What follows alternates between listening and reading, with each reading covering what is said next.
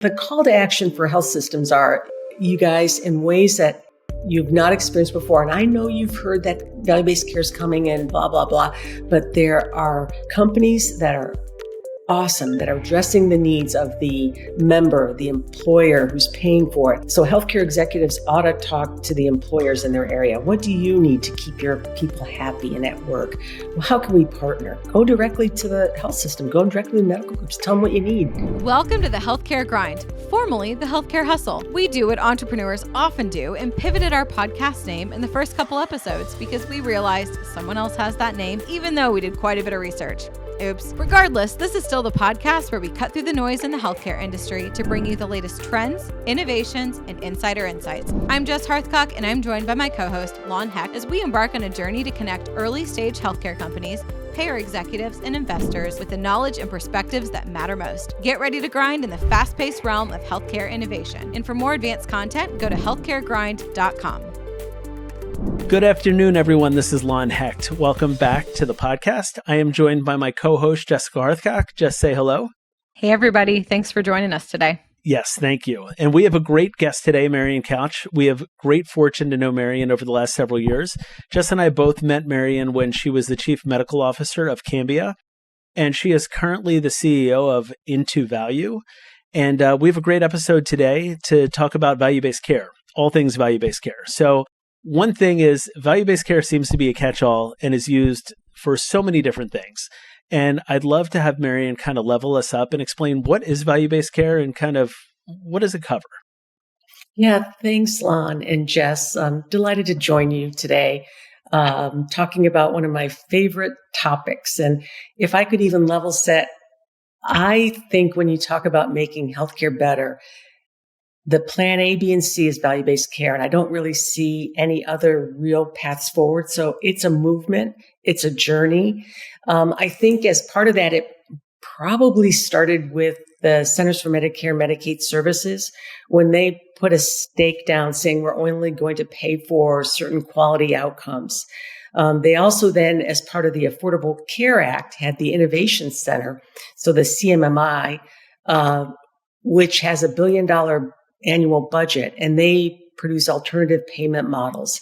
So I think a lot of this work was born from the Centers for Medicare and Medicaid Services, and then it's sort of taken hold by commercial insurers and others. It means, Lon, different things to different people, but I think the best understanding of it, and the one I sort of use in the back of my mind, is this relationship. It's an equation, but it's a relationship. There's not values in it. Value equals improved outcomes, quality and access divided by cost. And so you want the best value for that service. You want the best value you can get for your patients and your members. The government programs such as Medicare and Medicaid have a much more well-defined set of measures, quality measures around it. And when you think about value-based care and the self-insured employer space, they really lean a little bit more to extend that to think about, okay, not only do we need quality measures and reduce costs and efficiencies, but we need great member experience. We need greatly improved access. We want concierge services. We just want better outcomes experience, lower costs, more efficiencies for what we're paying now. As someone who grew up in the fee-for-service world, at one point, I practiced surgery for 30 years. I was a head and neck surgeon, and I have so many lived experiences to share related to that. It's easy to think about transactional volume-driven things. And it's easy to live in a world where if I have a set of complications, I still get paid. You really start focusing on a better outcome, reducing complications, taking the time to do all those things, better experience, better access, making sure antibiotics are delivered, all these different things. If that's what you're rated on, if that's what you're paid for. So it's a really important movement. And I think I would say to those that are kind of like, well, what does value-based care? Tell me what else you want to do, because it's really clear that the fee-for-service world is not getting us to where we need to be. Costs are going up. And unless you think about a different way, which for me is having care delivery systems that are novel and innovative and putting payment models on top of them. When you think about that, then you can think about ways to improve healthcare. Without it, we're kind of just stuck. Right. Makes a lot of sense. So why don't we step back for a second? Love to hear if you could give us a high-level background on yourself, just so the audience knows who we're connecting with today. Yeah. Thanks, Lon. I have purposefully been on a journey to go from a healthcare provider, and was very proud of all my time taking care of people as a surgeon. And then I was a leader in academic health systems. I was the chairman of 2 departments, worked in their medical groups as a senior executive, was chairman of their medical group board. I spent time at CMS. I was the senior medical advisor to the administrator, which has got a $1.4 trillion budget and also serves 145 million Americans. Worked in the Innovation Center then. As you mentioned, I also spent time as a senior vice president and CMO of a large regional carrier and was really trying to promote value-based care while we were working together there. And then I've, in an effort to really put my money where my mouth is, if you believe in value-based care, where I'm leaning now is to extend value-based care across all lines of business, so that a health system or provider doesn't have different ways of treating different populations or different patients. So really interested in the commercial insurance / self-insured employer space, because they're actually quite progressive in thinking about it. And so, I think at some point you're going to ask me, okay, if I'm a health system or a medical group, why should I care about value-based care? Let me tell you, through multiple administrations, CMS has not backed down from wanting to have all beneficiaries, 100% of Medicare and Medicare Advantage members in an alternative payment model, i.e. value-based care by 2030. And then they want 50% of Medicaid members in by 2030. And again, I don't see that changing. And so a lot of, especially health systems, are clinging to the fact that, my employer-sponsored insurance members who they cost shift to, they'll, supplement me as I sort of ignore it. They're very clearly wanting to lead into value-based care. They're very progressive, and they're tired of cost shifting, and they're tired of what is now an 8.5% annual increase in their premiums for not very good outcomes. So you have all the major stakeholders that I see leaning into this. Now, they don't know how to get there, and it's a journey and it's hard. But I would tell you the reason why we should always think about value-based care is all the indicators I see point to it as being a very important way to start thinking about, again, novel care delivery with payment structures on top of it to make healthcare better. I love that. Marion, you mentioned kind of we're seeing a mandated shift in value-based care. Medicare, in my mind, has done a really good job of that in shifting to value-based care and being very innovative in the programs that they work with. Medicare Advantage contracts with a lot of different vendors to make sure that their members are experiencing superior outcomes. How do we think about Medicaid, who might be a little behind, shifting to that? And you mentioned employers thinking about that as well. Kind of talk to me about the gap between the two and how we potentially expedite that path for Medicaid and other lines of business to get to where kind of we are seeing the improved outcomes with Medicare today. Yeah, the good news about that, and it's a great question, Jess, is that there's, at a very high level, there's a lot of reward for those that take a lot of risk. In other words, if you try to manage medically complex populations for Medicare, Medicaid, there's a lot more reward in terms of tackling those groups. When we talk about Medicare and Medicare Advantage, we're really talking about a few programs that are run at a federal level. So across multiple states, they're the same. So for Medicare, you have Medicare Shared Savings Program, which is run by Medicare. And then you have a number of models coming out of the Innovation Center, CMMI. And those are things such as ACO REACH and others. And again, there's specialty bundles. And the nice thing about those is they're administered nationally, so you can go across different states. And they are a nice place to start your value-based care journey because they allow you to accurately code and document so that you have risk adjustment. And so with risk adjustment, it is a source of revenue for these organizations that are assuming risk. And so there's a lot of interest in MSSP, the Shared Savings Program, and the Innovation Center. When you think about Medicare Advantage, that's run by commercial insurers. And so that's sort of dictated by whether you're in their network or not. The harder thing, Jess, is that Medicaid is often administered at the state level. It is administered at the state level. And so there's a lot of variation in how different states think about it. The great news is if you think about the dually eligible Medicare, Medicaid population, there's some really good special needs programs that will let you really benefit from excellent care management for those members. When you think about managed care and the Medicaid population, it's a nice way to think about social services and other things that influence your health. And it's a way to think about getting them paid for. So for a state to think about managed Medicaid and to think about, okay, these are my dollars that I have. How can I amplify their impact? The value-based care route is a ton of sense for them. They again have these managed Medicaid programs. They can innovate. They can think about improved and different access. And again, reaching out often with partners into the community to think about what socially related health needs that their members have and how to address them. These are huge, great innovations that I'm thrilled to see. We weren't talking about those types of things, but I would say even 5 years ago. We know there's a return on investment, and we know that there are dollars to be gained, especially if you do it well. Again, the more complex and higher the complication of these populations, the more reward there is for you.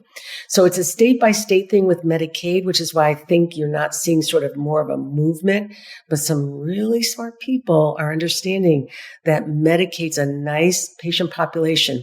And my goodness, that is a noble place to work, right? There's a challenging group of people, and it's time for that to happen. But I see a lot of interest in value-based care in the Medicaid populations now.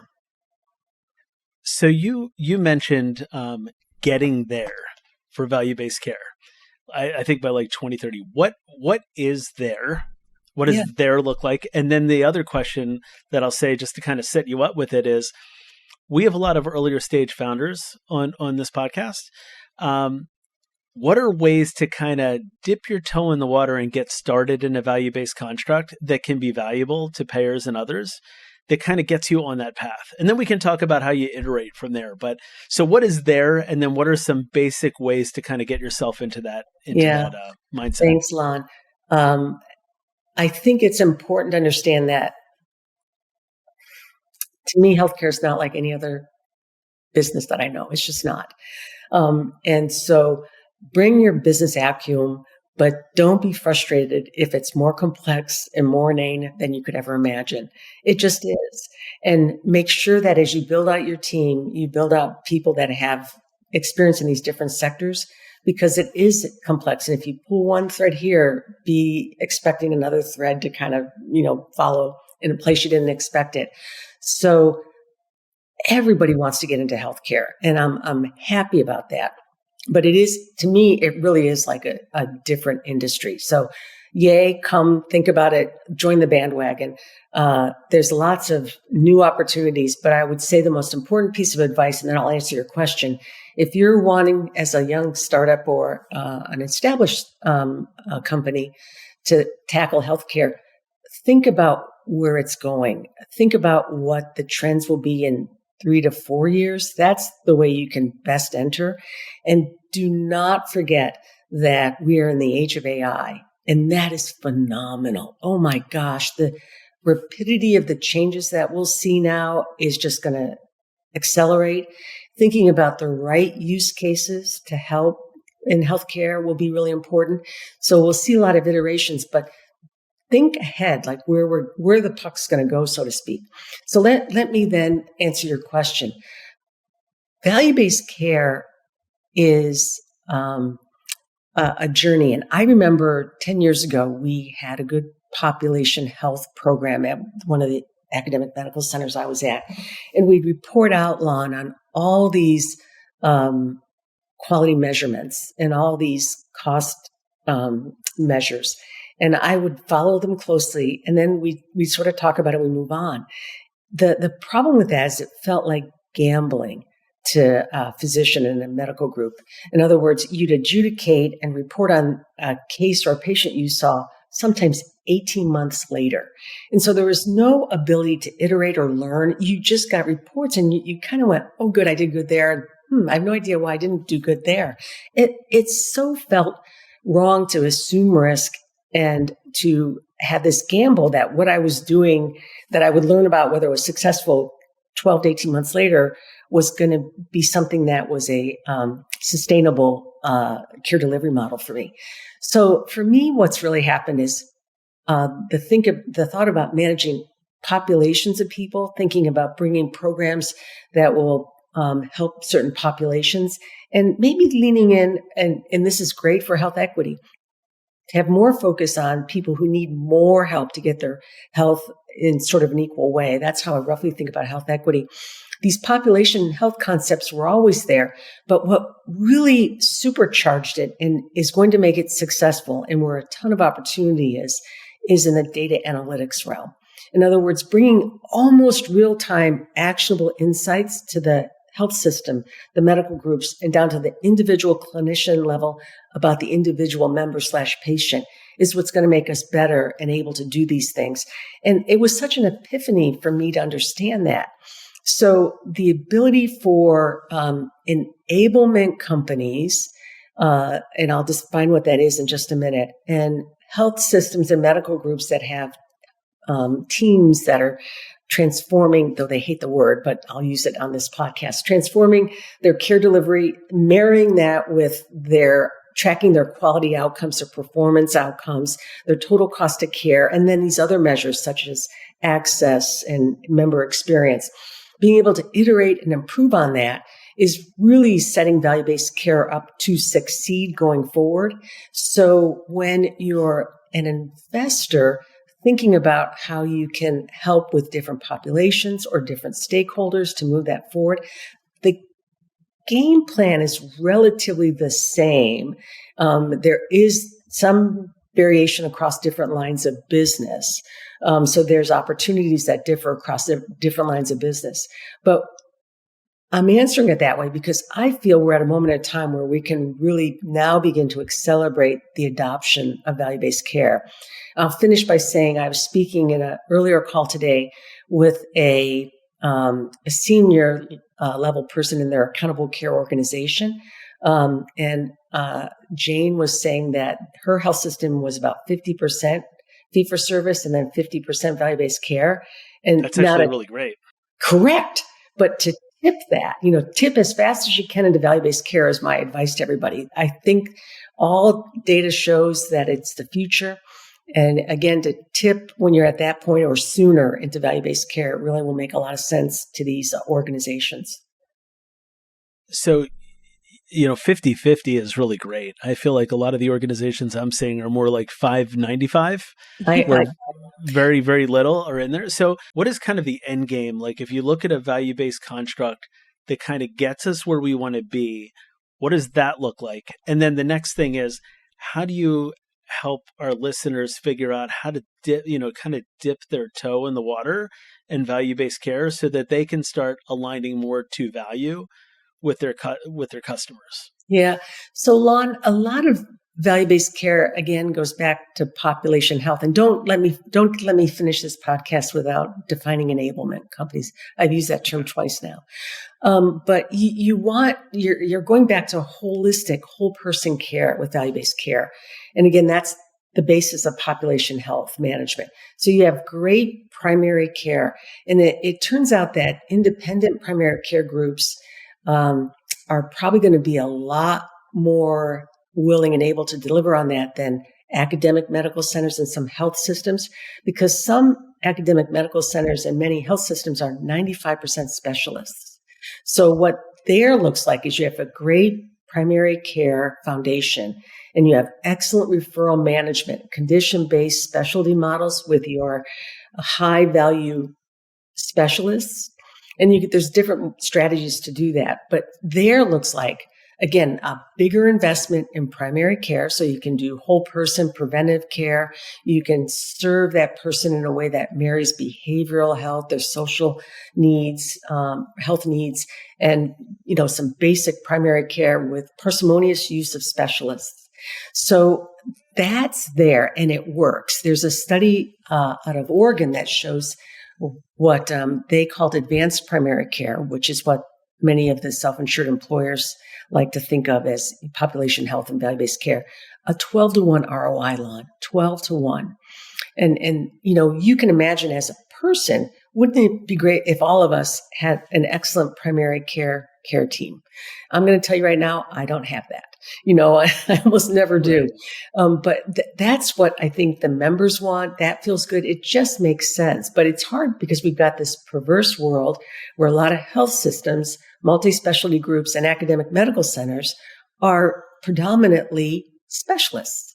And so in the fee-for-service world, they're revenue generators. In the value-based world, they're cost centers. So helping them That's a good point. Switch into that. And again, let me then also say that, if an academic medical center and a large health system doesn't embrace this, right now, what I'm seeing are so many great startups and established companies and self-insured employers and folks, they're not going to stand for it anymore. They're going to eat away. They're going to go around them. They're no longer the 800-pound gorilla in the room. So academic medical centers and large health systems that ignore this will be able to still do acute care, urgent care, emergency care, complex surgeries like bariatric and transplant. But they'll be focused factories of acute care. And all this other stuff will be peeled away because it's not affordable. It's not got good access. It's not got the things that the members in these populations need. So they do that at their own danger, they do that at their own peril.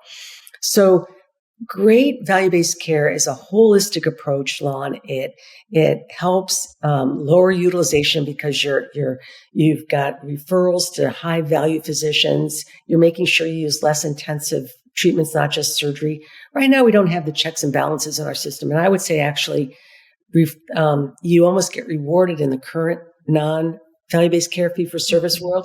In the fee-for-service world, man, open the door and just refer away, operate away. It honestly, it feels like that. It does feel like that in the straight fee-for-service world. So for me, the ultimate answer is value-based care feels right as a physician. It feels like what I trained and what I went into medicine to do. That's awesome. Can you give me an example? So if I'm a hospital system or a large medical group and I say, I know I want to get into value-based system. I know this is our future. I don't know how to do it. Do I start to develop that strategy by myself? Do I outsource this or do I go to certain vendors that are taking risk that can help me do that? What's the easiest way to start? So, a couple of things. It's great that they're even having that conversation. And they're acknowledging the need to have that conversation. And I think having a clear message from leadership that you're going to go forward on the journey because you're not going to get there overnight. Nothing about this is easy, but that's where we are in healthcare. Nothing in healthcare is easy, just for the record. So this will help me better answer Lon's question about how startups can think about it. First, you have to have the will. then you have to have the knowledge. You have to have a strategic plan on how you're going to go forward. And you've got to be savvy, right? You're not going to stay in a leadership role if you do wipe out your revenue streams as you, again, your revenue services are going to kind of tip into your cost centers. So you've got to make that transition. So you've got to be thoughtful. And I would say having a strategic plan, building out on the foundations of data analytics platform, and the ability then to hire or build networks around a primary care foundation, and then think about how you are going to have excellent precision referrals to the right person with a high value way that keeps your hospital whole and solvent, your health system whole and solvent, your multi-specialty group whole and solvent. These are the types of things you need to think about. And now I'll answer something I've wanted to. The enablement companies, Jess, are an example of how people can partner and almost vendor out this. Number one, they are experts in this. They are what venture capital and private equity feel is the way that we're going to scale value-based care across the nation.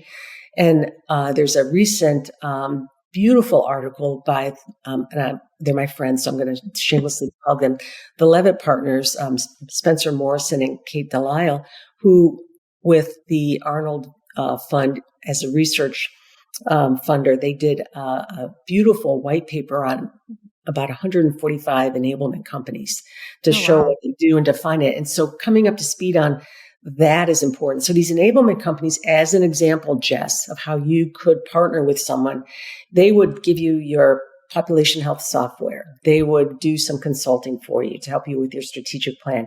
They would assume risk for you. They would help you go forward because a lot of health systems don't have reserves coming out of the pandemic, and medical groups almost certainly don't. Mm-hmm. That was epic what they endured during the pandemic. So they help you with these major obstacles. They help you with change management. They help you set up the joint operating committees that you'll need to do practice. And they hate the word transformation, but that's what it is. To think about care teams, different ways of practicing. And so these, as an example, these enablement companies will help you think about immediately plugging in and going with experts, people who help you assume risk, giving you the data analytics, reportable insights generation that you need to iterate and move forward. The downside of that, Jess, and the reason why some health systems will want to do it on their own is in exchange for that help, they'll take 50 to 65, 70% of your shared savings. Mm-hmm. So, thinking about, the balance of that is going to be important. Where vendors and entrepreneurs and innovation can help is asking big questions around value-based care. How can I better engage my members, my patients? How can I keep them out of the hospital with, machine learning so that every time they call and ask a question, I'm learning about them? How can I get daily engagement with them? How can I answer their questions, help them with their referral, care navigation, build healthy behaviors? So let them know their wellness benefits. So engagement's a big piece. Hospital at home, almost hospital level care at home is a huge thing. And oh my gosh, the complications that you endure by being in even highly reliable health systems, it's so much better for members to be at home. Thinking about people going to check on someone so they don't have to go to the urgent care or emergency department. These are things where really creative vendors have innovated in that space and continue to innovate. And then you get into specialty care, and I'll stop after this so you can ask and make sure I'm heading in the right direction for you. But, think about maternal care, think about women's health, think about wonderful innovations in helping a sleep-deprived single mom with 2 other kids connect with her pediatrician and her obstetrician. Think about making sure that we have line of sight on them to keep them safe and healthy and get them what they need. There's tons of innovation now. And again, the AI use cases, which is the most potentially exciting part about this, that can be brought in to help health systems. Some of the use cases are super staffing, where instead of a person calling about Lon who just had his knee replaced, I have a chat robot, who, by the way, is 10 times more effective and empathetic than Marion calling. But they just want, if Lon wants to talk about his cat and his dog, they'll talk to you about it, but they'll find out if Lon's got his medicine, if he's happy, if he's got a fever, and then they report that back. There's so many exciting potential use cases as part of this. And so I hope there'll be great partnership with health systems as medical groups as they lean into this with these innovators, because that's the beauty of living in this age. Marion, you mentioned, sorry, Jess, did you have a comment? Go ahead. Okay. You mentioned why can't I think of the name of them? The enablers. Can you give us maybe 3 or 4 examples, just a couple of names of enablers, in case the audience wants to go and check them out? Yep. Aledade has been a giant and really brilliant people who came from CMS, by the way, and also the Health Department of New York State. But they've been around and they're expanding rapidly, but they started out by aggregating independent primary care practices to be able to assume risk. And so they've been a strong leader. I think everyone would think about Agilon, who has really been partnering as well. And again, as their some of the margins get tighter, these companies have issues. And so these companies are constantly iterating. But I always say Aledade, Agilon, there's Pearl, there's Privia. There's a whole bunch of really impressive ones. And again, there's if you Google, there's these great resources to give you a very concise review that covers it much better than I just did.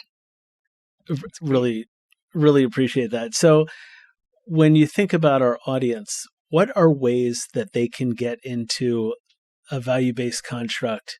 Like, maybe we'll just take an example vendor. And Marion, I'm happy for you to pick that, or we can. I mean, we could pick something along the lines of, I feel like it's easier when you pick something that's like a kidney type of vendor or a chronic condition vendor that takes full capitation. I feel like that's a pretty easy model to get into. But let's take something that's a little harder, like maybe like a telemedicine vendor or something like that.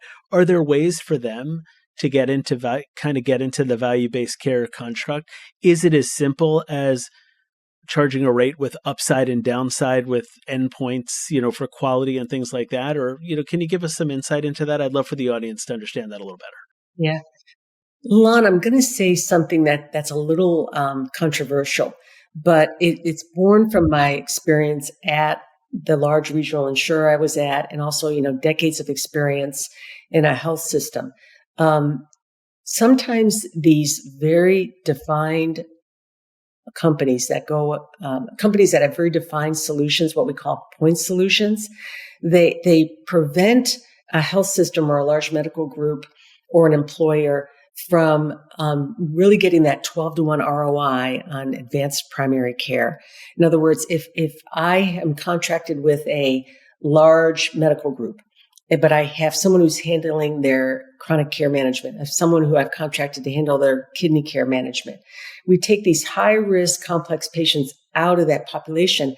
That medical group can't garner the cost savings and rewards from value-based care because I'm paying these other point solutions.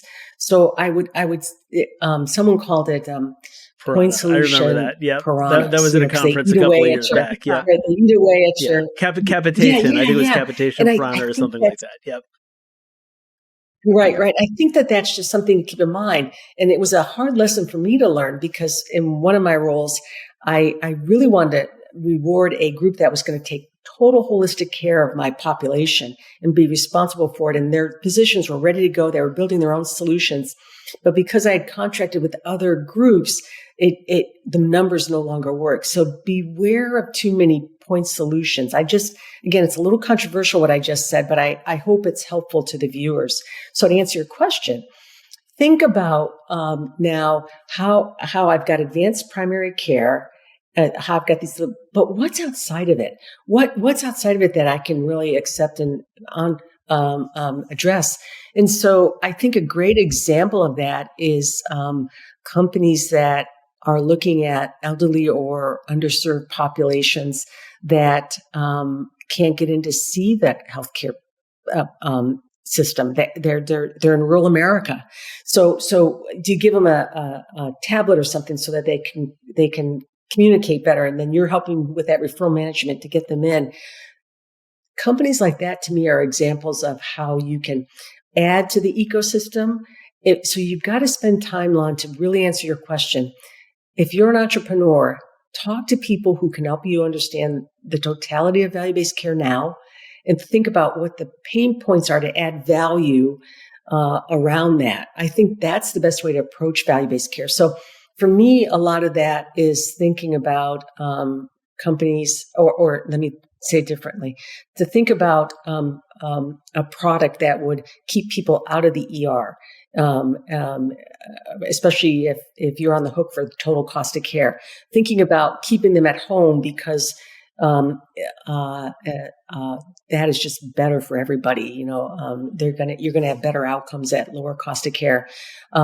Member engagement is sort of over that, and no one's doing that well. Again, that reaching them to healthy behaviors. There's a wonderful group of companies, and I think there's more innovations. How do you connect your members, your populations with the community and make sure they have resources and what they need? There's so much innovation that's going to go on in that space. And that's sort of beyond what I think is sort of advanced primary care.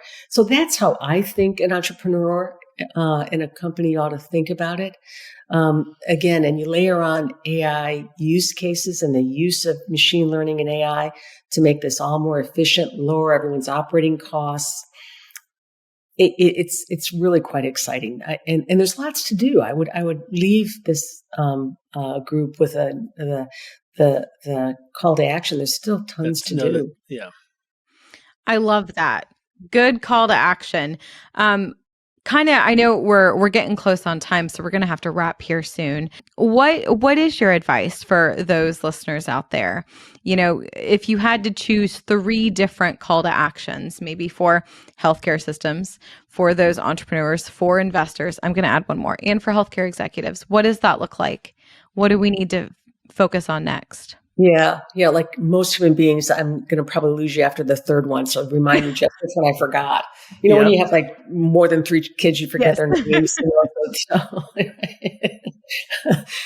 So the call to action for health systems are, you guys, in ways that you've not experienced before. And I know you've heard that value-based care is coming and blah, blah, blah. But there are companies that are awesome, that are addressing the needs of the member, the employer who's paying for it. They're able to help with what CMS is dictating. They're out there, and they'd love to take care of your patients that you're not addressing.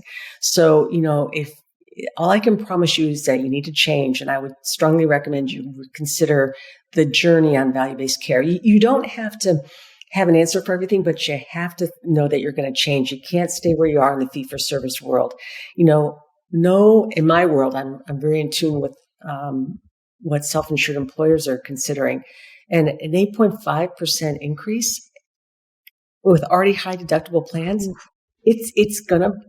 there's a point at which that breaks the country. And again, you're paying, your cost shifting for hospitals. You're paying 200% higher than what Medicare is paying. That doesn't work. It's past time. So health systems, I think they need to understand that. And so the last one, health executives, if they don't understand what's going on, they need to reach out and build a team that does. And again, it's just important to reach out into the community. Maybe go, honestly, Lon, you'll appreciate me saying this, go past the insurer that you always deal with and talk to different partners in your community. So healthcare executives ought to talk to the employers in their area. What do you need to keep your people happy and at work? Well, how can we partner? New partnerships is what I would say to these health system executives.